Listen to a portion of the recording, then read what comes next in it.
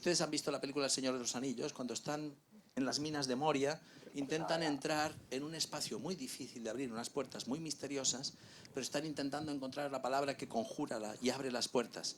En Plataforma Editorial, ese conjuro es Jordi Alemany. Aprietas y ¡uf!, se abren las puertas. Y gracias a Jordi Alemany conocí a Rafael Sarandeses. Nos hemos hablado 3 veces por teléfono, es la primera vez que nos vemos hoy. La primera conversación que tuve con Rafael fue una de las cosas más inteligentes que he escuchado en 16 años de editorial. Nunca he visto a nadie que me diga en tan poco tiempo 4 ideas claras. Una vez, en la editorial me llamaba alguien y al cabo de 2 minutos le dije, disculpe mi confusión, hace 2 minutos que lo escucho y no sé si usted me está vendiendo o comprando algo. ¿Me lo puede aclarar, por favor? Como decían los escolásticos, todo lo que no es distinción es confusión. Vamos a intentar hacer una presentación con distinción. Esto es un cúmulo de elecciones. En Talengo elegís el mejor talento. Marta también nos ha elegido, Marta García Bencea, nos ha elegido como editorial por su libro maravilloso.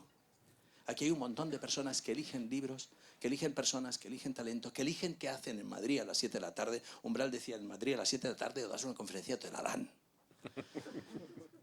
Tengo la suerte de estar aquí y esto es un núcleo, una carretera, un nodo, un nudo de conferencias entre personas que buscan cómo gestionan bien, filtrar su tiempo, elegir bien, con quién publican, con quién hablan, a quién eligen, a quién promocionan, a quién escuchan, qué leen, eligen lo que escriben, eligen lo que leen, eligen qué hacen con su tiempo, eligen con quién publican, eligen con quién trabajan. Tengo aquí a Montse Cañellas y a Mercedes Castro de mi equipo que me acompañan. Esta es una ciudad que me encanta tanto que le dedico como mucho solo 2 tardes al año a una presentación porque me encanta tener vida privada y me hace muchísima ilusión estar aquí en esta breve introducción. Me iba para decir Jordi Alemany en las minas de Moria, abriendo la puerta. Rafael Sarandeses en una conversación de 3 minutos, la primera vez que dije, yo admiro a muy poca gente, dije, madre mía, qué tipo más inteligente, qué tipos más inteligentes. Tienen que ser inteligentes porque eligen a los mejores profesionales y quiero entender que eligen al mejor editor. Piensen ustedes que, entre otras cosas, también soy el editor de Vicente del Bosque, que eligió a los mejores jugadores para la mejor selección, para el mejor equipo del país. Espero que este acto sea tan feliz, tan afortunado, tan memorable, tan grande, tan alegre como merece. Le doy las gracias a LinkedIn porque nos ayuda a elegir con quién conversamos, a quién escuchamos, a quién escribimos, a quién leemos. Y al resto de personas que están aquí, que son escritores, autores, lectores, profesionales de cualquier sorte. Esto es un punto de encuentro entre personas que, eligiendo donde quieren estar, dicen quiénes son, con quién quieren estar y qué quieren recordar. Gracias por formar parte de una noche que debe ser memorable. Gracias.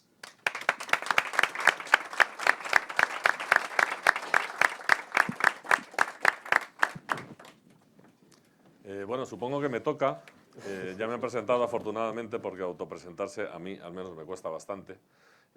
Y hablando de elegir, que me ha encantado la introducción, Jordi, yo no sé muy bien tampoco por qué me eligieron para hacer esto, porque es algo que no hago habitualmente. Creedme que no hago habitualmente. A veces me toca hablar en público, pero no dirigir, no ser el Master of Ceremonies, ¿no?, que lo llaman.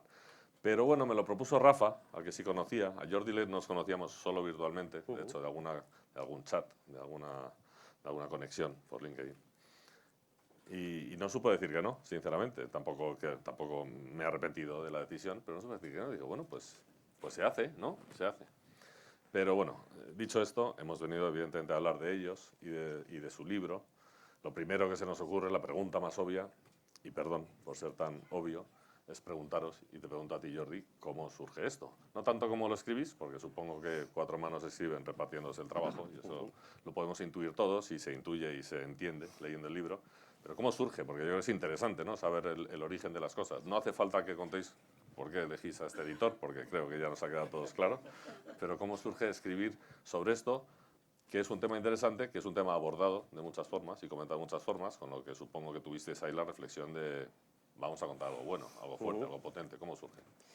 Pues, bueno, lo primero, gracias, Jordi. La admiración y el respeto es mutua. Gracias a Rafa, gracias a Ángel y a todos los que estáis hoy aquí. Y gracias al equipo de Talengo, a todos los miembros del equipo de Talengo que han participado en la organización de este evento. El lugar es espectacular. Y ya cuando el lugar es como este, pues tienes el 50% del camino hecho. Voy a responder y a no enrollarme. Yo conozco a Rafa a través de un amigo común, que aprovecho, no puede estar aquí por un tema personal, pero es Javier Millán, al que muchos de aquí seguramente conocéis.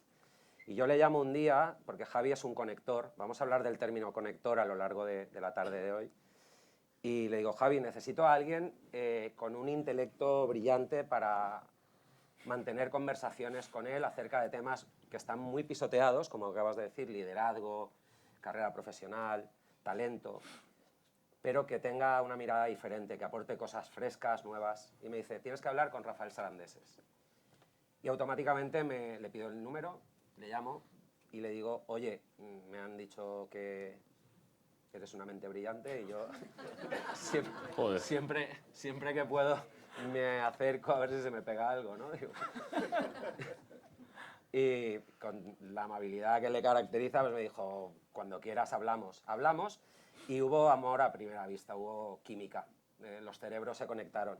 Y por hacer el cuento corto, pues yo tenía un podcast en ese momento, hablamos de mitad del 2020, tercer cuarto del 2020, y decidimos hacer un podcast juntos que terminó siendo pues, un podcast con una gran audiencia, con miles de personas escuchándonos cada semana desde los dos lados del océano, y eso llevó al libro. Un día dijimos, oye, si básicamente hay un método, ¿por qué no lo trasladamos a un formato que sea todavía más accesible para todo el mundo, ¿no? Si a nosotros nos ha servido para reinventarnos, para poder desarrollar una carrera profesional, vamos a decir exitosa, poniendo éxito entre paréntesis, ¿no? Porque el éxito es un concepto muy abstracto, pues ¿por qué no llevamos esto a la literatura? Y así surgió, ¿no?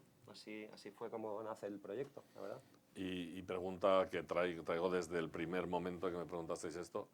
Cuando se escribe, uno critica al otro, y le da feedback y se lee lo del otro y dice, oye, sí, pero, joder, ¿y si lo vemos de esta forma? O sois polite y respetáis y decís, mira, lo ha escrito Rafa, lo ha escrito Jordi, así se queda. Dejaré que Rafa conteste en primer lugar. Venga.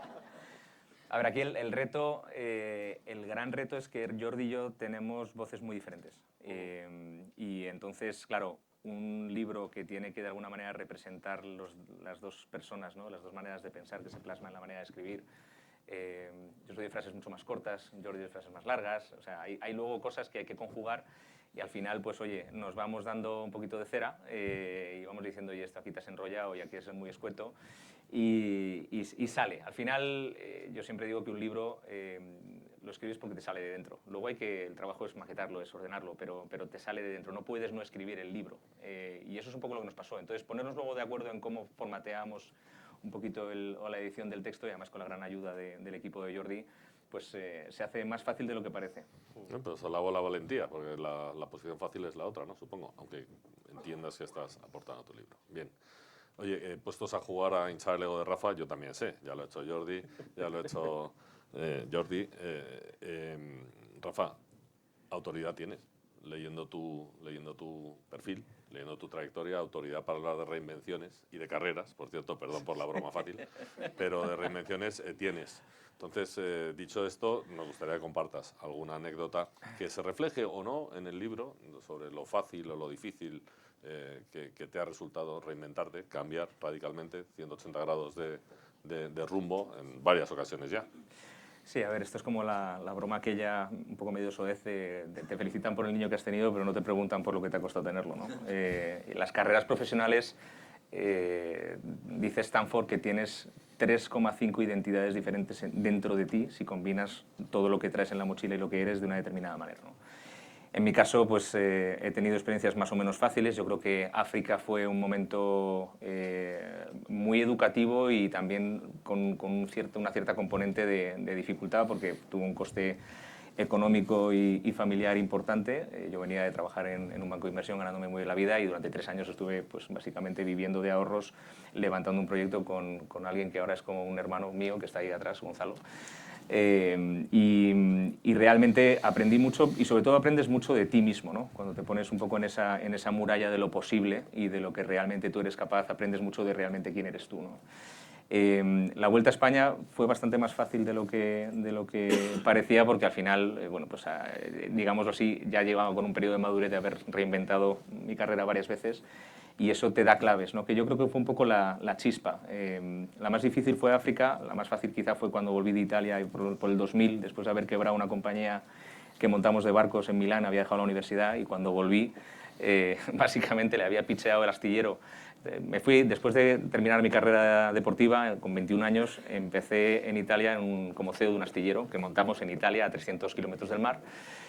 Todo muy fácil y sin algo llamado capital circulante, o sea que nos iba a ir fenomenalmente bien en un business que es muy estacional. Y yo desesperado le pitcheé, cuando estábamos a punto de quebrar, le pitcheé el astillero a un fondo de capital riesgo con base en Aragón. Astillero no es móvil. Bueno, pues me dijeron, mira, esto va a quebrar seguro, pero cuando quiebre, vienes y nos pides trabajo. Eso fue exactamente lo que hice. Entonces la transición de vuelta fue un poco más fácil. Oye, he quebrado, ¿me dais trabajo? Sí, sí, gracias. Volví a la universidad y ahí ya, volviendo a la universidad, pues entrar en Goldman en su momento, que no fue fácil, pero ya estás dentro de un proceso mucho más ordenado. África fue un poco el Wild West y la vuelta a España yo creo que ya tenía yo las cosas muy claras desde el punto de vista de propósito y fue un poquito más fácil. Bueno, pues lo dicho, autoridad para hablar del tema, como descubriréis los que no hayáis leído el libro aún, que seréis algunos, pero dentro de poco tiempo espero que seáis pocos. Vamos al libro, vamos a hablar un pelín del libro y lo que contiene, y rápidamente viendo el índice, pues uno se queda con un titular o con un título de un capítulo bastante catchy, como diría en inglés, que es Deja de ser un hámster, ¿no? No sé si es exactamente así, pero deja de hacer el hámster. Podemos imaginar lo que es, pero cuéntanos un poco más. Cuéntanos un poco más sobre a qué nos quieres animar o por qué somos hámsters, por qué nos insultas. No sé, enfócalo por donde quieras, pero cuéntanos. Bueno, pues la verdad es que creo que la analogía con la rueda de hámster pues, define muy bien esa situación en la que todos en algún momento nos encontramos en nuestra carrera y si no en algún momento, en varios momentos a lo largo de la misma. Yo, desde luego, me sentí como un hámster durante aproximadamente 14 años. Joder, no está mal. Tengo una carrera de 28 años, va para 29,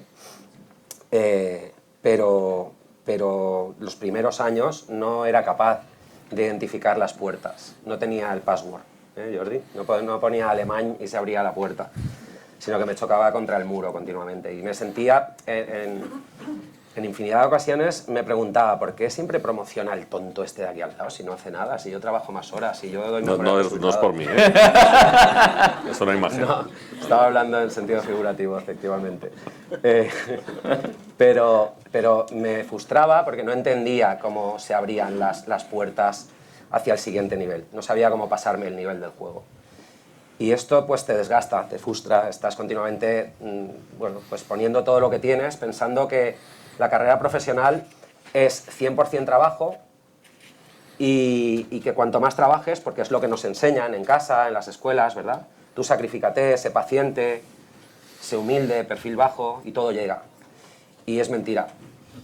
No todo llega cuando eres humilde y eres perfil bajo y eres sacrificado. Muchas veces no es el sacrificio, por suerte o por desgracia, ¿no?, lo que te lleva al siguiente nivel. Y de ahí viene el término, Ángel, de ahí viene el término porque al final del día, si solamente estás dando vueltas a la rueda de hámster a cambio de un puñadito de pienso y de un poco de agua, tu vida se vuelve muy gris y terminas por no solo odiar lo que haces, sino odiarte a ti mismo, ¿no? Y de ahí viene ese concepto. Pero creedme que leyéndolo descubriréis salidas, ¿sabes? O sea, no os quedaréis en la rueda. Y siguiendo con el libro y también conectado con esto, Rafa, tú nos hablas también, o nos habláis en un punto de tomar el control de tu carrera. Bueno, pues venga, vamos a pensar en tomar el control de tu carrera. Pero introduces un concepto que me ha llamado mucho la atención, me ha gustado mucho. De hecho, rápidamente empiezo a pensar, esto es lo que hay que hacer, esto es lo que había que haber hecho, esto es lo que había hecho, que es el premortem. Yo no lo había leído, no sé si esto es muy común o no, y leo poco, pero yo no lo había leído nunca, el concepto de premortem, y sí, me llama la atención porque creo que puede ayudar mucho, ¿no? Cuéntanos un poco cómo lo enfocas tú y casi cómo lo descubriste o cómo lo descubriste en la práctica, cómo lo probaste y viste que te funcionaba. Pues mira, yo, los que me conocen más saben que soy un auténtico devoto de dos viejecitos que están en Omaha, que se llaman Warren Buffett y Charlie Munger, que son los dueños de Berkshire Hathaway. Este señor sigue con 94 años siendo probablemente el inversor más exitoso de la historia y Charlie Munger tiene un principio que le encanta, es dime dónde voy a morir para nunca ir allí. Es el principio de inversión. Si tú eres capaz de pensar los problemas al revés, es mucho más fácil no tenerlos, ¿no? Hay una historia interesantísima de Tiger Woods que en un determinado torneo pues estaba todo el mundo un poquito pendiente de ver, porque tenía muchos problemas para salir de los bunkers, y estaba todo el mundo pensando que si se iba a acabar cayendo los bunkers, que era lo lógico, iba a tener muchos problemas después para poder recuperar. Pero no entrenó una sola salida de búnker en los 5 días que duró el torneo. Estaba todo el rato trabajando los hierros para jugar el torneo. ¿Por qué lo hizo? Porque sabiendo que no iba a ser el mejor saliendo de búnker, trabajó los hierros para no caer nunca en el búnker. Entonces, muchas veces hay gente que viene a hablar conmigo y siempre le digo lo mismo. Si dentro de un año estamos tú y yo tomándonos un café y me estás contando que te han despedido, ¿cuáles serían las razones plausibles que me estarías dando dentro de un año para justificar ese despido? Y todo el mundo puede tener en la cabeza un par de cosas, 3 cosas, que ahora mismo son de intensidad baja, ¿no? Son un poco latentes, no pasa nada, nadie se está fijando, pero realmente el ponernos en la situación de todo lo que ha podido ir mal nos permite empezar a trabajar en el plan. El blueprint es siempre, porque cuando uno, hay una diferencia importante entre decir todo lo que hay que hacer y cuando uno hace una lista de to-dos, la lista es muy larga. Cuando tú haces la lista de not to-dos, o sea, ¿cuáles son las 4 o 5 cosas que realmente si las evito he hecho el 50%, el 60%, el 70% del trabajo? Esa es una filosofía muchísimo más práctica y mucho más productiva, ¿no? Entonces es lo que llamaba yo el primortem. Cómo ponerte en el... Muchas veces cuando voy a ver a clientes nuestros en la parte de los fondos de capital riesgo, por ejemplo, siempre les digo lo mismo. ¿Cuáles son las 5 cosas que si dentro de un año me estás diciendo que esta participada ha petado? Son las 5 cosas que además casi siempre acaban siendo problemas de personas, lo cual va muy bien para el pitch porque te permite hablar de tu libro, ¿no? Pero es verdad que es mucho más fácil trabajar desde la inversión de los problemas que trabajar propositivamente hacia el problema. Y de ahí viene un poco el concepto. ¿Y lo utilizas también en tu vida personal, en tus relaciones personales? No hablo de las más estrechas, sino en el trato con la gente. Cuando me conociste, pero cuando me conociste pensaste, ¿qué cosas me podrán no gustar de este hombre dentro de un año si sigo teniendo relación? ¿Eso lo haces? No, a ver, con la gente no lo usas, ¿no? ¿Qué va a hacer que me cabree con esta persona dentro de un año? No, al revés. Todos nos ha pasado que algo vaya mal y si es que lo tenía que haber intuido. O sea, esto lo vi venir, esto lo vi desde el principio, ¿no? Sí, yo creo que... Igual no somos suficientemente incisivos en la autocrítica. A ver, cuando estamos, por ejemplo, yo me dedico a entrevistar candidatos para procesos de búsqueda que hacemos para nuestros clientes muchas veces todas las semanas, ¿no? Y siempre hago la misma pregunta. Si dentro de un año no estás contento con este nuevo rol que te estoy ofreciendo, ¿cuáles serían los motivos? Eso se convierte en las preguntas que él tiene que hacer en la entrevista cuando se vea con el cliente. Porque si no, no tenemos material para trabajar. Siempre hay que ponerse en esa posición un poco de gestión de riesgo y viajar hacia detrás y ponerse en el momento actual. Me parece que tiene sentido. Lo voy a empezar a utilizar más, seguro. De momento con las ideas y los proyectos y no con las personas, pero todo llegará. Jordi, networking. Hablamos del networking y es algo que evidentemente a mí me toca de cerca, a todos os toca de cerca de alguna forma. Y yo creo que el networking ha pasado por muchas fases y yo creo que es bastante común ahora el entender que el networking no solo es conocer mucha gente, que bueno, de alguna forma, incluso digitalmente es factible, sino poder mantener y cultivar y potenciar y estimular esas relaciones para beneficio común, normalmente, es un poco paradigma. ¿Cómo lo contáis, cómo lo enfocáis en el libro en ese sentido? Es decir, ¿cómo recomendáis, incluso, danos alguna pildorilla que anime más a la gente, aún más, a leerlo? ¿Cómo se hace el networking bueno? En LinkedIn. Estaba preparado. Luego me haces el bizum y listo. A ver, yo hablo de networking, he explicado antes en la respuesta anterior que no encontraba el camino al siguiente nivel. Y un día tuve la gran fortuna de caer en manos de un mentor muy generoso que me dijo, bueno, yo sé que tú tienes el potencial, lo que pasa es que como estás tan frustrado, no eres capaz de proyectarlo. Y te voy a decir, te voy a recomendar una regla, se llama la regla del 60-30-10, que la contamos en el libro, que va a cambiar tu vida. Lo primero que tienes que hacer no es pensar que tú eres el mejor del equipo y que siempre promociona el tonto de al lado. Lo primero que tienes que hacer es proyectar al mundo la imagen de que tú eres el mejor. Es decir, no importa lo bueno que tú seas haciendo algo, importa quién sabe lo bueno que tú eres haciendo algo. Y eso pesa el 60% del éxito. Si tú quieres que te asciendan, está muy bien que te hagas amigo de la recepcionista, que salgas a fumar con el que cambia las bombillas. Tú eres la persona más querida del edificio, Jordi.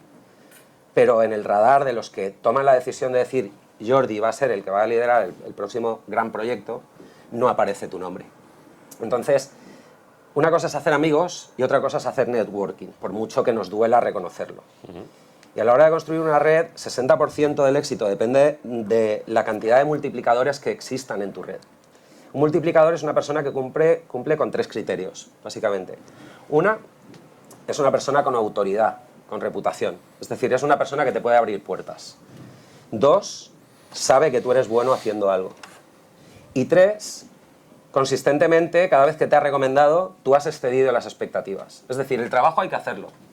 El último 10% es el trabajo. Tienes que hacer el delivery y tienes que hacer un delivery que mejore incluso lo que ese embajador de tu marca ha contado de ti. Pero si no tienes en primer lugar una red cargada de multiplicadores, vas a encontrar muy difícil acceder a determinadas oportunidades. Porque desafortunadamente el mundo funciona así. Y en el mercado de trabajo el 80% de las oportunidades que realmente están vinculadas a posiciones de responsabilidad se contratan por referencias, porque alguien te dice, oye, esta persona tiene una trayectoria validada, comprobada. Ya digo, hay mucho detractor que cada vez que yo cuento esto me dice, es que eso es puro enchufismo. Bueno, no, esto no es enchufismo. Esto es tener una red de contactos a la que tú añades valor y lo haces recurrentemente. Y esa es la regla que a mí me contaron y desde que empecé a aplicarla no dejé de tomar café con la recepcionista. No tienes por qué dejar de ser amigo de tus amigos. Pero sí tienes que aplicar un plan estratégico a la hora de elegir con quién tomas determinados cafés, qué propuesta de valor pones encima de la mesa y sobre todo garantizar que recurrentemente entregas sobre esa propuesta de valor.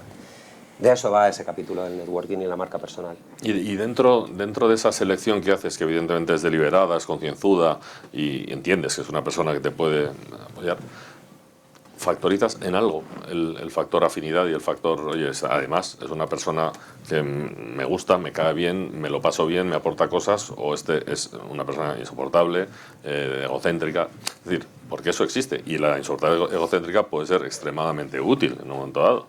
Entonces, ¿cómo gestionas eso? ¿Cómo le das pesos? Porque entiendo que no es eliminatorio, no es blanco o negro. No, ni mucho menos. El cerebro humano tiene una doble componente, una continua dualidad entre lo emocional y lo racional. Yo cuando conozco a Rafa hay una parte racional que me atrae, que es pues, esa cantidad de información fresca, novedosa, que aporta a la conversación, que hace que mi cerebro, con esa plasticidad natural que tiene, empiece a construir nuevo tejido neuronal, aprenda. Nos encanta aprender. Y cuando Rafa te cuenta lo de Charlie Munger y Warren Buffett, pues tú dices, aquí hay cosas chulas, ¿no? Y no las conocía. Pero luego tiene que haber las puedes leer en LinkedIn, porque las publica. Claro, las publica en LinkedIn, por eso tiene tanto éxito. Pero cuando te las cuenta en primera persona dices, joder, este tío es un tío interesante, ¿no? Es una persona con la que puedo aprender, me gusta mantener la relación. Pero inevitablemente luego en el componente emocional tiene que producirse una química. ¿Pero seleccionas o no seleccionas? Es decir, mira, esta tía es muy potencialmente interesante, pero es que no puede... A ver, yo personalmente, yo soy una persona que todos los que me conocen, yo soy bastante transparente, se me lee muy fácil.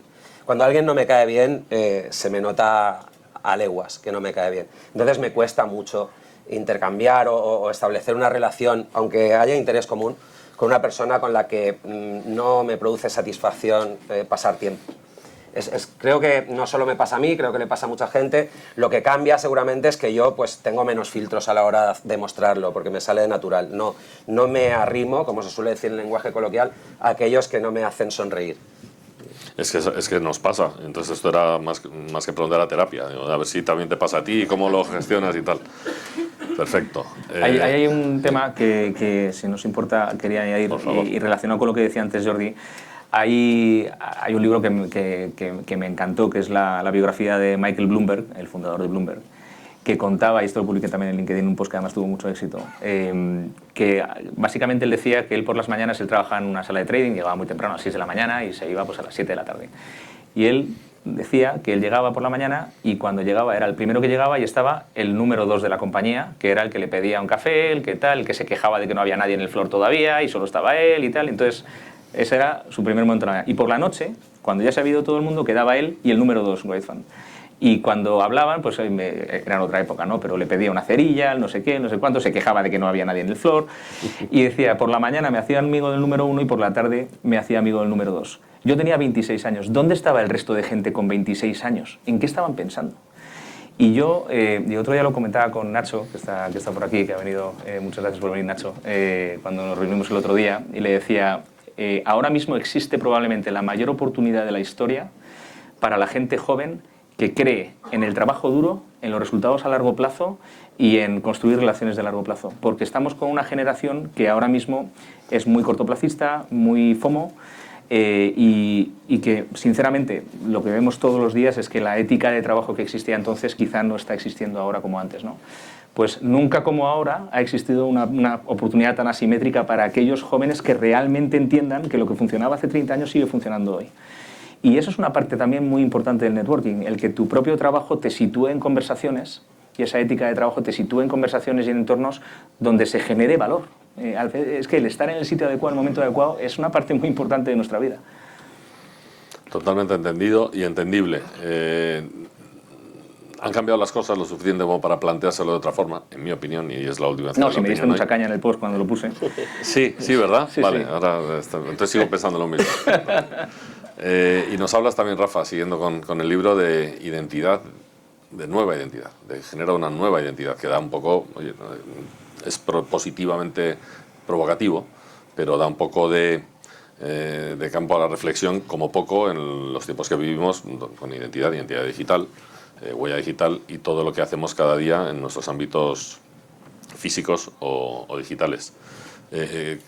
¿Cuál es el enfoque? ¿Cuál es el mejor enfoque? ¿Cuál es la necesidad que tenemos de verdad tener una nueva identidad? ¿Cómo lo acercamos? Si nos da miedo, ¿cómo podemos superar esa barrera? Mira, yo cuando volví de África llevaba 10 años en banca de inversión en Londres y 5 años haciendo banca de inversión con Gonzalo en África y luego ya a nivel más global.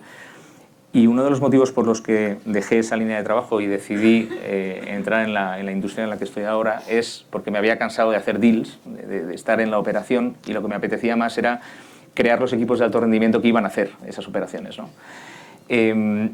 El ser conocido en el mercado como una persona que es capaz de ayudar a sus clientes a hacer eso a muy buen nivel es una identidad.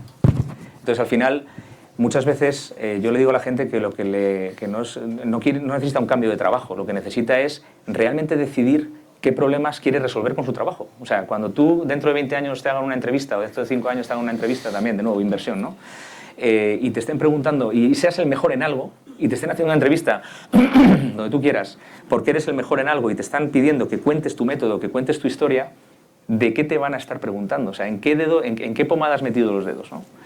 Entonces, esa es la... Y cuando haces esa pregunta a gente a la que estás entrevistando muchas veces, es como que se quedan, dicen, no, pero si yo buscaba otro trabajo. Y digo, no, pero es que buscar otro trabajo es... Sí, el trabajo es el qué. El cómo es el proceso, pero el por qué es lo más importante. Y si no empiezas a trabajar eso... Entonces, Stanford dice, que como decía antes, que tenemos todos 3 identidades y media dentro de nosotros en función de cómo combinamos 4 factores, ¿no?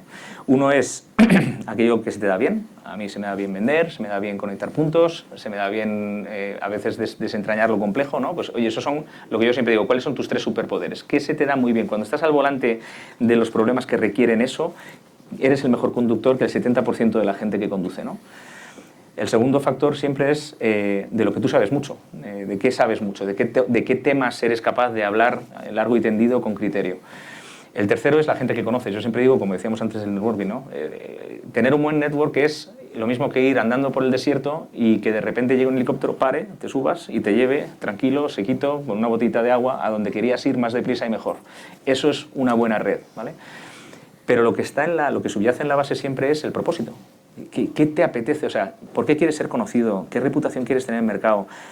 ¿Por qué quieres que se te conozcan? ¿Qué quieres ser bueno? Todo lo demás, las fortalezas de lo que sabes mucho, la red, todo eso es como que se direcciona en un haz de luz muy finito que aporta mucho valor en un determinado espectro, ¿no? En función de cómo conectas todas esas piezas, puedes crear diferentes identidades. Yo cuando volví de África podía haber metido un equipo de recursos humanos en banca de inversión, por ejemplo, conectas ciertas cosas. Me faltaba la parte de vender, que era una parte que no quería perder. Yo recuerdo en 2018, en el sofá con mi mujer, volviendo de África, sin tener muy claro qué hacer y haciendo cábalas, si a lo mejor lo que me quería dedicar era a hacer coaching y a escribir. Ha llovido mucho, Rocío, desde entonces, pero también era, oye, estoy combinando ciertas cosas que quiero combinar, pero es realmente el tipo de problemas que quiero resolver o cómo está maximizando el valor que yo puedo estar aportando en sociedad, al mercado. esa combinación de actividades que reflejan la identidad que quiero proyectar, ¿no? Entonces, al final, las identidades no es el resultado, no es esotérico, es de donde nace todo lo demás. Y es lo que hay que trabajar de primeras. Interesante. Vamos acabando, por lo menos por mi lado, porque creo que abriremos ahora turno a que les preguntéis y siendo muy riguroso con el tiempo, os lanzo a los dos la pregunta, ¿por qué la gente se debe leer este libro? Entendemos que el que está muy interesado en cambiar el rumbo de su carrera, bueno, parece bastante obvio. El que no lo está, o el que entiende que está bien, ¿cuál sería el gancho? ¿Cuál sería el hook que les pondrías para decir, no, pero aún así, léetelo, aquí hay esto para ti? Y contestar los dos, cada uno que dé su opinión y con eso... Dale. A ver, yo creo que este no es un libro de gestión de carrera, este es un libro de autoliderazgo, este es un libro de... si tú eres capaz de definir cuál es tu talento, qué haces bien, qué problemas te gusta resolver, esto aplica de forma transversal a cualquier plano vital, al plano profesional, obviamente, que es el que abordamos en el libro, pero también al plano familiar, social, espiritual. En segundo lugar, por muy bueno que tú creas que eres, de nuevo, si no tienes un plan y no cuentas con un método para que ese plan tenga la posibilidad de materializarse, difícilmente vas a alcanzar tus metas. Y esto, de nuevo, aplica de forma transversal, no solo al trabajo, aplica a cualquier proyecto vital.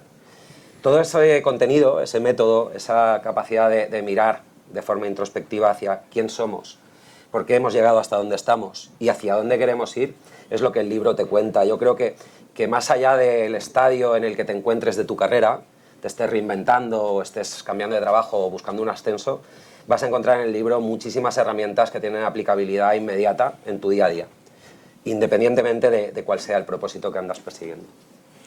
Sí, a ver, yo añadiría que al final, tanto Jordi como yo, pues hemos sudado sangre durante los últimos 25 años, llegando al tipo de, no quiero decir conocimiento, pero sí de realización de las cosas que funcionan y no funcionan para acelerar la carrera de uno, para reinventar la carrera de uno, ¿no?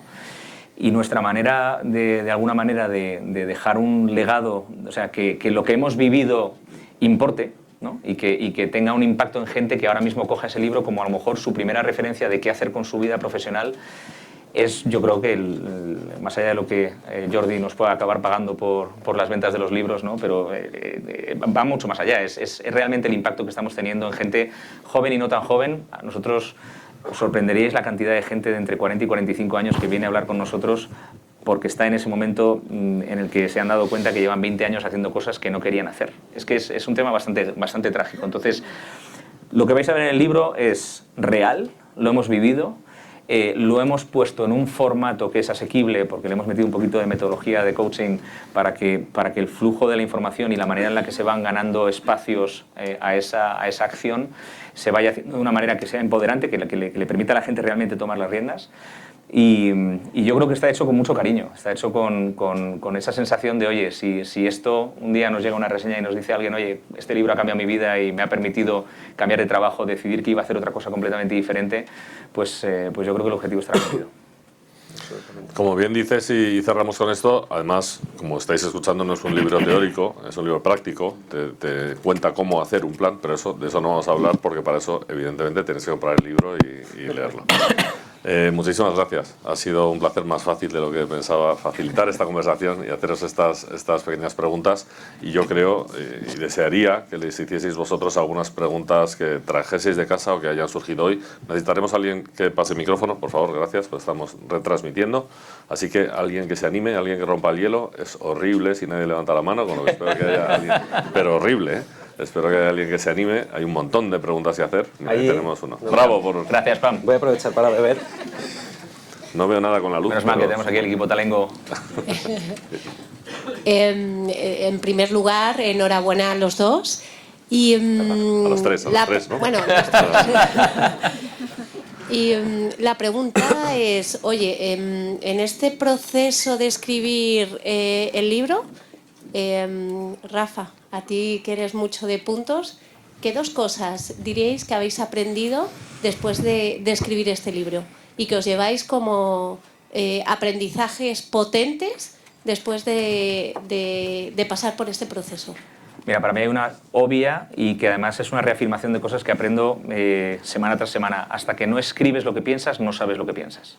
Dice Paul Graham, que es el fundador de Y Combinator, una aceleradora en Estados Unidos, que muchas veces sus participadas le preguntan que por qué es tan difícil contratar a un buen escritor, una persona que haga el tema de community management o blogging para las participadas. Y dice, porque es muy difícil encontrar a gente que sepa pensar. Y si no sabes escribir, es difícil que sepas pensar, ¿no?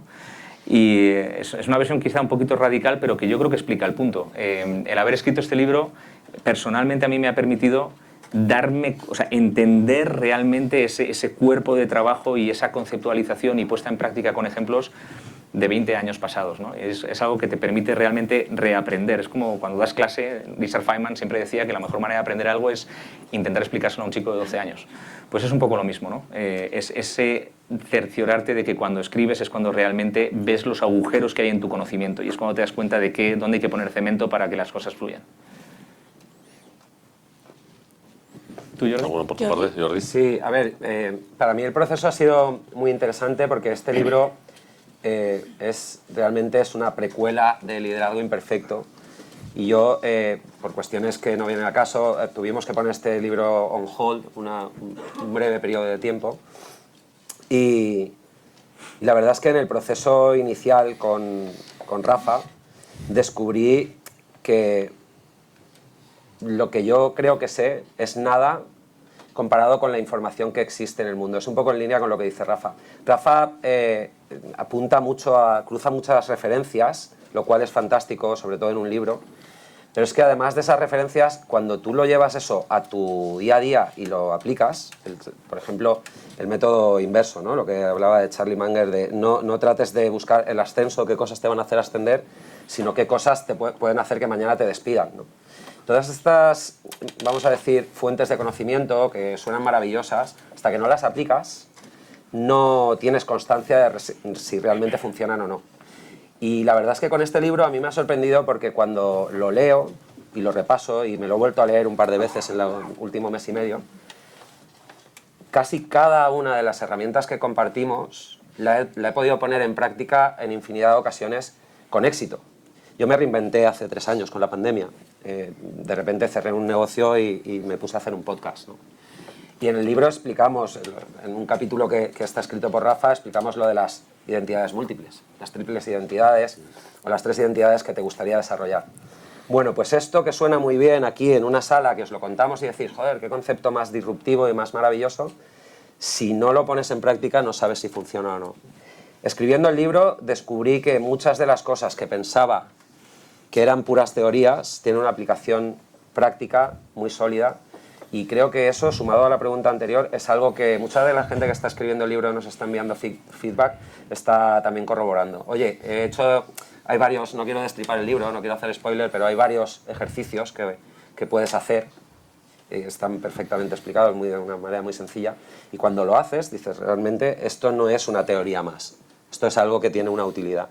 Y eso es lo que descubrí con este libro, básicamente, que se puede escribir no solo, vamos a decir, lo que tú llevas dentro, sino que se puede escribir también algo que otras personas puedan utilizar. Lo que tú llevas dentro puede ser tu opinión, pero una herramienta realmente es algo que tiene una utilidad común, una utilidad para la comunidad.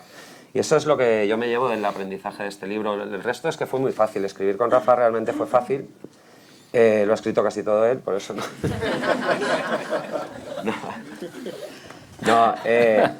Rafa es una persona que es difícil no llevarte bien con él. Menos mal que ha terminado la frase. No te podría decir un solo momento en todo el libro en el que hayamos tenido una discrepancia o un punto que hayamos tenido que negociar. Y creo que por mi parte también... Nada, muy fácil todo.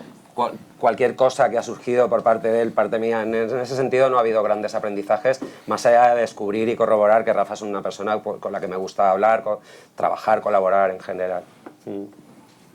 Gracias, Jordi. Venga, Vivian. Buenas tardes, sí. Vivian Acosta, socia de Talengo, y enhorabuena a los 3. No caigo en los 2, así que enhorabuena a los 3. Gracias. Y yo os pediría un ejercicio de imaginación. Pensar que tenéis enfrente a una persona estoica, de estas que tienen en su mesilla de noche meditaciones de Marco Aurelio. Y que cuando lee la frase acepta las circunstancias a las que la vida te ata, piensa que no hay salida y quizás está en esa rueda de hámster que has descrito tú antes, Jordi. Pero ¿qué le diríais a esa persona que cree firmemente en acepta las circunstancias a las que la vida te ata? Uf, qué buena. Mira, es que yo, desgraciadamente para los estoicos, yo tengo una visión del mundo muy diferente. Yo soy, una de las creencias más arraigadas que tengo en mi ADN es que la realidad es ampliamente negociable. Y lo pienso porque me lo he demostrado a mí mismo. Muchas veces, todas las veces que he contado las cosas que iba a hacer, la mayoría de las veces me han dicho estás loco, no va a salir, ya me lo contarás a la vuelta, ¿no? Bueno, pues la realidad es que al final acabas un poco donde tienes que estar y yo creo que el mundo, cuando uno tiene un... Es muy buen punto, Vivian, porque es verdad que hay cosas que no se pueden, que son inmutables y que tener ese locus de control, ¿no? esa capacidad de poder controlar lo que está en tu mano y aceptar lo que no lo está muy bien, pero yo siempre digo que hay que disrumpir un poquito también esa teoría y es, hay muchas cosas que a lo mejor no puedes impactar directamente, pero sí puedes influenciar indirectamente. Y va a depender, y la ciencia dice que hay 4 principios que están relacionados con lo que los ingleses llaman agency. Agency es tu capacidad de estar al volante de algo, ¿no? La capacidad de agencia. Uno de ellos es la positividad, otro es el realismo, el otro es la proactividad. Y la proactividad es un superpoder, porque si tú eres una persona recursiva y proactiva, es decir, que no tienes la respuesta pero tienes la capacidad de buscarla, pues normalmente acaba resolviendo problemas que muy poca gente quiere resolver, ¿no? Entonces yo siempre digo que ese concepto de que la realidad es ampliamente negociable es que el aceptar las circunstancias a mí siempre me ha costado mucho, no soy una persona que acepto los marcos fijos y bueno, a lo mejor es que eso soy yo y solo se puede vivir esta vida que vivo yo dentro de mí, ¿no? Pero es verdad que tenemos todos la capacidad de empujar las fronteras y normalmente donde encuentras la frontera es donde empieza a estar la diversión y donde empieza a estar lo bueno, ¿no? Entonces yo soy un gran opositor a esa teoría, Viven. Yo por mi parte, yo soy, creo firmemente en el estoicismo, lo practico. Tengo en mi mesita de noche meditaciones y muchos otros libros pues, de Ryan Holiday. Ryan Holiday es un genio. Massimo Pigliucci, hay muchas lecturas interesantes acerca del estoicismo, del neoestoicismo. Sin embargo, comparto en cierta medida lo que dice Rafa. Yo creo que el primer principio del estoicismo es esa dicotomía del control. Céntrate en lo que puedes controlar, olvida lo que no puedes controlar porque es una pérdida de tiempo y de energía. Sin embargo, sí creo en ese matiz que hace Rafa, que dice que hay cuestiones que sí podemos influenciar. Creo que el tema de las circunstancias debemos tratarlo desde 2 prismas. Hay circunstancias que son influenciables y hay circunstancias que no lo son, todo y que puedes convivir con ellas y tratar de mejorar. Voy a poner un ejemplo muy claro.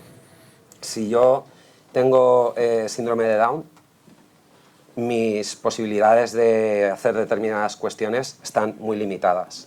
Entonces ahí el estoicismo aplica al 100%. Ahora, si 2 personas con las mismas condiciones físicas, psíquicas, de entorno social, etc., simplemente se limitan a sus circunstancias, es probable que ambos terminen en la misma posición. Si uno de ellos elige influenciar esas circunstancias, como decía Rafa, también es muy probable que pueda salir de ellas y mejorar su condición. Lo que ocurre es que este es un tema que no puedes coger el bisturí y decir las circunstancias pesan un 30% y mi actitud pesa un 70%. O puedo dejar las cosas que no puedo controlar, las puedo dejar pasar, porque a veces no las puedes controlar, pero sí que te afectan, por mucho que intentes que no ocurra. Entonces, diría que me encuentro en una difícil disyuntiva. Si tengo que elegir estoicismo al 100%, seguramente no sería estoico al 100%, lo de que lo practico, como he dicho, y compraría parte del argumento que Rafa acaba de exponer. Mira, Vivian, a lo mejor se me ocurre una idea. Yo lo que intentaría con esa persona es ver dónde está el rango de creencias que pueda tener esa persona respecto de lo que él cree que es incontrolable y empujarlo al mínimo posible, es decir, ver hasta dónde se puede llegar, hasta donde ya tocas hueso con la realidad. Hay cosas, como decía Jordi, que no son cambiables, pero es que en mi experiencia la mayoría de la gente va por el mundo pensando que muchas cosas que sí son cambiables no lo son. Y eso la única persona que queda perjudicado por esa creencia es esa misma persona, ¿no? Entonces, ese retarse a pensar que hay cosas que quizás sí sean influenciables es algo que, bueno, pues que termina permitiéndote capturar oportunidades que son completamente asimétricas. Diga lo que diga Jordi, y me parece muy bien que leas lo que quieras leer, pero no es estoico. No, digo, el hámster es estoico. El hámster sí es ¿no? Un poco más estoico. Por eso que digo que tengo mis dudas a veces de. Estás en de el si lado lo del soy, no. sí. Estás más en el lado del no, créeme. Desde fuera eso parece. ¿Alguna pregunta más? Sí. Por favor. Hola. Bueno, pues después por aquí. Después, por aquí. micro por aquí delante. Vale. No veo. Maite Guillén, responsable de contenidos de Infoempleo. Quería daros la enhorabuena por el libro, en primer lugar. Y hay una cosa que a mí me ha llamado la atención, de las muchas que contáis, que son muy interesantes, y es que contáis que es la primera vez en la historia que tenemos que afrontar una revolución tecnológica sin habernos dado tiempo a asumir la anterior. Y que con todo este tema del desarrollo de la inteligencia artificial, el 100% de los empleos cambiarán en 10 años. Quería saber vuestra opinión, si creéis que ese número de personas que decís, sobre todo entre 40 y 50 años, que se acercan a vosotros un poco desorientados, ¿puede ser también por este cambio? O sea, ¿veis que afecta en ello? Sí, afecta mucho. Yo creo que estamos además viendo la punta del iceberg. Pero cuanta más máquina metamos en la ecuación, más tenemos que apostar por el humanismo, porque al final lo que va a generar el valor, hay muchas cosas que una máquina no va a poder reemplazar, ¿no? Y el ser capaz de empatizar con un cliente, yo creo que, por ejemplo, yo siempre lo he dicho, llevan diciéndome, yo llevo en esta profesión del liderazgo y en particular la parte de búsqueda 5 años, y desde que entré me dijeron que era un sector que estaba muriendo y todo el mundo al que le pregunto lleva muriendo 40 años, no acaba de morir. Es más, creo que goza de excelente salud y las va a seguir gozando porque hay problemas que solo se pueden resolver entre personas. Y mira, nosotros en Talengo, y lo sabe, Isa está por aquí, que lleva toda la parte de innovación en Talengo, estamos ahora mismo, por ejemplo, programando GPTs de OpenAI específicos para cosas que hacemos para nuestros clientes para poder ser más eficientes y más rápidos para nuestros clientes, ¿no? El tema es como cuando antes tú tenías que buscar la información y tenías que buscar la información en libros y demás. Ahora hay que saber buscar la información donde la información está y puedes buscar mayores volúmenes porque tienes un Google, porque tienes Google Scholar, tienes una serie de cosas. Sigue teniendo que haber una persona que filtre y discrimine y cree criterio alrededor de lo que es válido, ¿no? Vamos hacia esa gestión, esa posición de gestión de la tecnología, donde la tecnología no va a dejar de ser nunca un instrumento. Entonces, yo creo que hay incertidumbre y la ha habido. Me acuerdo de una foto que vi en LinkedIn no hace mucho de los señores calculadores, que eran ellos los calculadores que se ponían en huelga porque habían permitido el uso de calculadoras electrónicas, ¿no?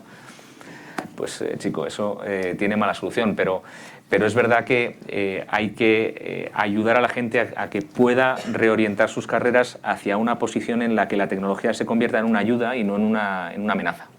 Y ese es un trabajo que tenemos que hacer entre todos. Hola Maite, gracias por venir.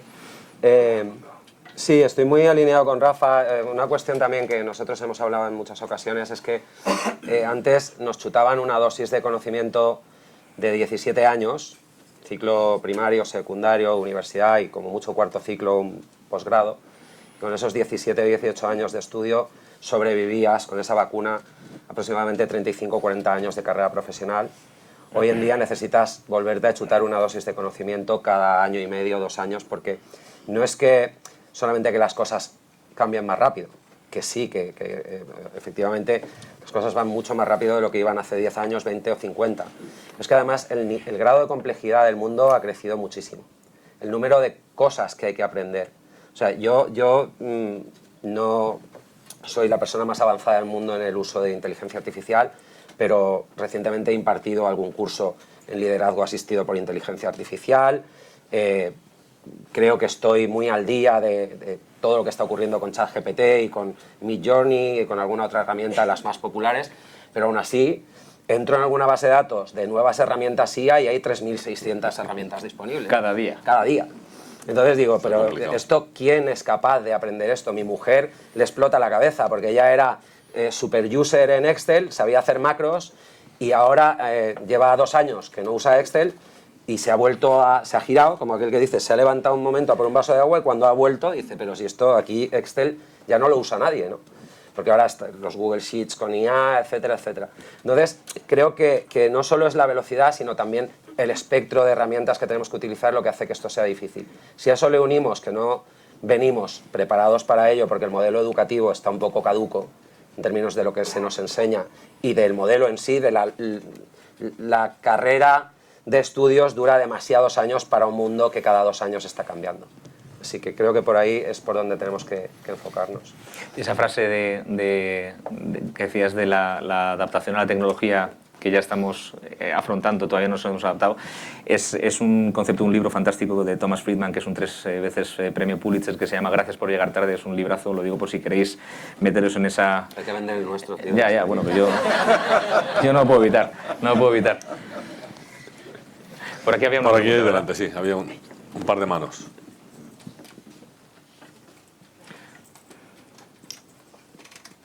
Bueno, enhorabuena a los tres, me ha encantado la exposición y la pasión que le ponéis, y el libro es maravilloso. Yo quería haceros una pregunta que no tiene que ver con nuestra generación, porque aquí estamos hablando de un libro que va como muy dirigido a las personas que tenemos una edad en la que nos estamos planteando ese cambio profesional, esa metamorfosis, y yo creo que nosotros sí que tenemos herramientas como para poder hacer esa transición. Pero yo estoy preocupada porque tengo un hijo de 19 años y otra de 14. Y veo que ellos no tienen las herramientas que tengo yo. Entonces está genial que a estas alturas nos planteemos, y nosotros vamos a ser capaces de afrontar ese reto, ¿no? De renovarnos o de transformarnos profesionalmente.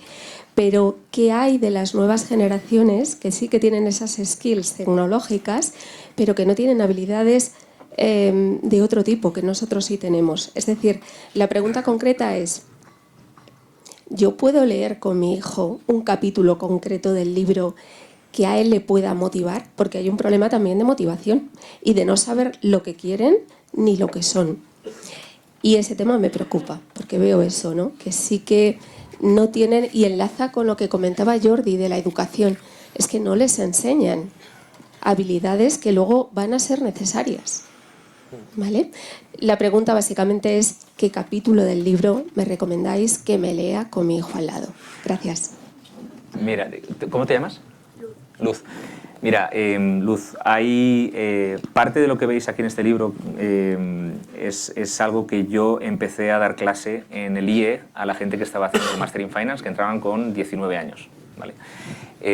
La empleabilidad como sílabus, como itinerario de aprendizaje, que también se aprende, este es un libro de empleabilidad. O sea, si tuvieses que hacer un libro para informar la cátedra de empleabilidad, pues me gustaría que este fuese un buen candidato, ¿no? Yo empecé, muchas de las cosas que están aquí recogidas, empecé enseñándoles en el IE a gente de 19 años. ¿Qué les falta a ellos? Les falta, en esos 4 cubitos del capital de carrera, les falta haber experimentado con sus fortalezas y por tanto realmente saber en qué han sido buenos o no. Y les falta la parte de expertise. No saben mucho de nada, ¿no? Vienen como vienen, un poco de la caja, y eso tiene sus cosas buenas, cosas malas. Hay un periodo, mira, hay un libro, ya que estamos, yo voy a hablar de otros libros. Hay un libro fantástico que se llama Reigns, de David Epstein, que habla precisamente de cómo hay un proceso por el cual es muy natural no intentar especializarse mucho al principio. Y es uno de los mitos que además tumbamos en este libro. La gente dice, no, especialización temprana. Bueno, es falso. Primero, la especialización temprana va en contra de la propia naturaleza del ser humano, que es probar hasta que encuentras algo que te gusta, ¿no? Él lo llama calidad de encaje, match quality. Y él lo que dice es, la primera parte de tu carrera está mejor dedicada a experimentar en diferentes áreas profesionales sin pensar mucho en si estás haciendo carrera o no, pero sí en intentar aprender, oye, cuando he estado en una posición delante del cliente, me ha gustado. Cuando he estado diseñando producto, me ha gustado. Cuando he estado haciendo un modelo de Excel, me ha gustado. O no, ¿no? Porque hasta que no te expones, es muy difícil saber. Entonces yo a una persona de 19 años le diría, léete el libro con tu madre, porque no creo que sea tan elevado como para... De hecho, yo te diría que si lo ojeas, tenemos por ciento 100 libros a la venta aquí detrás, para que lo sepáis. Ahora sí. Ahora sí. En el nuestro. Cuando lo ojees verás que es súper aterrizado y además con ejemplos. En casi todas las páginas, Jordi y yo sacamos alguna experiencia que refleja cómo hemos aprendido lo que está escrito en el libro, ¿no? Pero lo que yo le diría a tu hijo es, dedica los primeros años de tu vida a experimentar, aunque te digan que hay que coger un trabajo y estar ahí 50 años, yo creo que hasta los 30 años uno tiene el derecho realmente a probar, y luego es cuando hay que coger esas experiencias y decir, vale, ¿cómo combino una pieza y la otra? Y ahí es donde el libro puede ser muy útil, a realmente decir, vale, yo creo que aquí es donde yo quiero dedicar los siguientes 5, 6, 7 años de experiencia para profundizar. Hay varios estudios, hay uno muy famoso, se analizaron 20.000 paquetes retributivos de CEOs desde el año 95 hasta el 2005, y la conclusión fue que los CEOs que tenían una proveniencia generalista, es decir, que habían estado en varias industrias, varios países, varias funciones, ganaban un 20% más que los CEOs en su primer año de CEO, que los CEOs de primer año que venían de líneas verticales. Eso no es más que el reflejo de que cuando has visto más patrones, eres capaz de conectar puntos mejor, ¿no? Y eso solo lo puedes hacer si te has dado la oportunidad de poder experimentar al principio. Última pregunta. Bueno, ¿tú querías decir ¿Hay algo? última pregunta? No hay última... Ah, perdón, Jordi. No pasa nada. Bueno, por favor. No. Iba a hacer solo un apunte ahí. Estamos viviendo un nuevo renacimiento. Estamos en una época que no es necesariamente nueva. Ya han habido pandemias, han habido guerras, han habido fines de modelos socioeconómicos. En el siglo XIV, XV, XVI el mundo cambió radicalmente y la figura que se impuso en términos de profesión fue la del polímata. Fue la figura de Leonardo da Vinci, de Sandro Botticelli, de Miguel Ángelo, que tuvieron la oportunidad de aprender, sobre todo de efectuar algo que es muy bonito, que es la polinización de conocimiento cruzada, de estar en entornos donde uno podía practicar y aprender de la disciplina del de al lado y descubrir en ese proceso de aprendizaje natural cuáles eran aquellos talentos que deseaba explotar. Y por un poco, va muy en línea de lo que ha dicho Rafa, pero por responderte, creo que tenemos que proporcionarle a los chicos los entornos donde no tengan miedo a equivocarse. El problema es que ahora dura tanto una carrera de 5 años que si la cagas, con perdón, el desandar ese camino son 5 años de peaje y no está bien visto además. Por eso necesitamos formaciones más cortas, de 1 o 2 años, que le permitan a los chicos entender si realmente esto es lo que les gusta o no. ¿Sabéis que solamente el 20-25% de la gente que se licencia de una materia acaba trabajando a largo plazo en la materia en la que se licenció? Es que esa es la realidad de la vida. Yo creo que va por ahí. Tenemos que, entre todos, diseñar un modelo que nos permita cometer más errores más rápido y, sobre todo, acumular pequeñas experiencias como Roger Federer, que practicó aproximadamente 12 o 13 disciplinas deportivas y hasta los 20, 21 años no se dio cuenta de que realmente era un crack en el tenis. Su madre era profesora de educación física y le permitió practicar muchos deportes diferentes. Era bueno en bastantes de ellos, pero finalmente encontró, con más de 20 años, encontró el tenis, ¿no? Y fíjate quién ha sido Federer después, a pesar de empezar a los 20 años. Venga, la última. Bueno, primero enhorabuena a los 4, incluyo a Jordi Nadal, el editor, creo que hay que subir la apuesta. Eso es que quieres que te haga un libro. Enrique tiene 7 libros, aquí los pipiolos tenemos 1 o 2, pero... Y luego la pregunta es muy sencilla, ¿cómo habéis equilibrado la parte teórica, conceptual, con la parte con la trayectoria, con la sangre que lleváis, como decía Rafa? Equilibrio entre teoría y casos prácticos, casos reales, ejemplos, es decir, ¿tenemos muchos casos prácticos, mucho ejemplo del que aprender en el libro? Pues mira, básicamente Jordi y yo escribimos, o sea, no nos hemos puesto a escribir con este libro, los dos venimos escribiendo mucho y venimos dando muchas clases. Yo, de hecho, por ejemplo, tengo con The Power Business School, con la EdTech, tengo un programa que se llama Power Career porque han pasado casi 4.000 alumnos que reflejan muchas de las cosas que vais a ver en este libro, ¿no? Y la gente puede verme en 25 clases grabadas donde pues, muchos de estos conceptos están ahí. Entonces, este libro al final ha acabado siendo como una especie de destilado de mucho contenido que teníamos en muchos formatos y luego nos ha forzado a nosotros a realmente en cada capítulo decir, vale, y si tuviésemos que realmente poner un ejemplo de cómo hemos pasado por esto, ¿cómo lo haríamos? Y poco a poco hemos ido rellenando esos huecos, ¿no? Y lo que decíamos antes, hasta que no te pones a escribir de verdad, porque grabar un vídeo no es lo mismo, escribir es escribir, no te das cuenta de los huecos que hay en tu thinking, ¿no? Y ahí es donde nosotros, pues, oye, vamos a equilibrar los ejemplos, pon tú más, pon tú menos. Y ha sido un tema muy, muy orgánico. Había mucho material ya. Lo que ha sido bonito es ordenarlo y ponerlo en un proceso que uno pueda entrar por la puerta del túnel y sale por el otro lado pues con una serie de cosas que puede utilizar. Sí, en cada capítulo hay como mínimo 2 ejemplos reales de nuestra vida, anécdotas, muchas de ellas a corazón abierto, de errores que hemos cometido, de situaciones en las que no hemos tenido la posibilidad de lograr el objetivo. Está preñado de anécdotas y sobre todo de experiencias reales.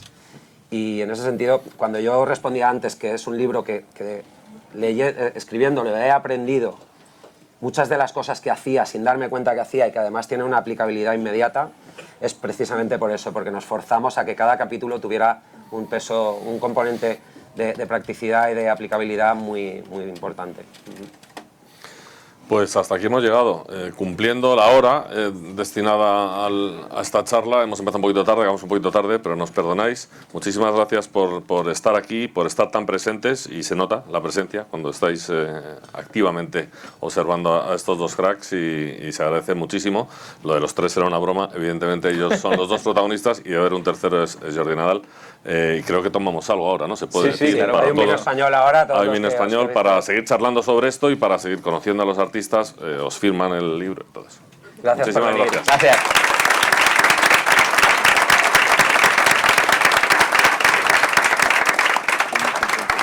Muy bien, enhorabuena. Muchas gracias.